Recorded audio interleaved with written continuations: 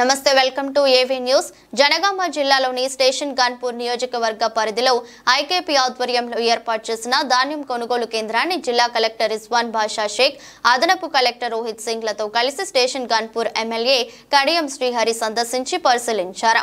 అనంతరం ఎమ్మెల్యే కడియం మాట్లాడుతూ జిల్లాలో ధాన్యం కొనుగోలు సజావుగా జరిగేలా జిల్లా కలెక్టర్, అదనపు కలెక్టర్ ప్రత్యేక శ్రద్ధ తీసుకుంటున్నారని కొనియాడారు.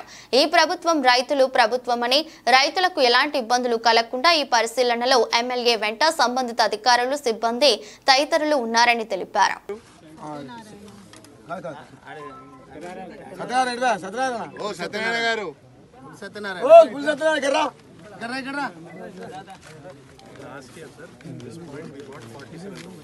This year 66,000.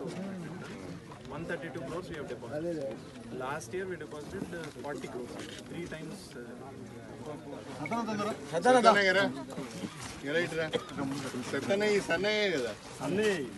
ఎన్ని ఎకరాలు వేసినావు? ఇట్లా ఇటు దగ్గర 4 ఎకరాలు.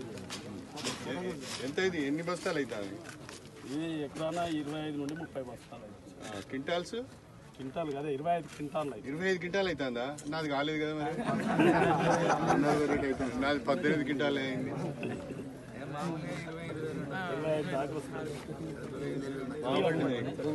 అయితే ఎన్ని మొత్తం ఎన్ని బస్తాలు అయింది?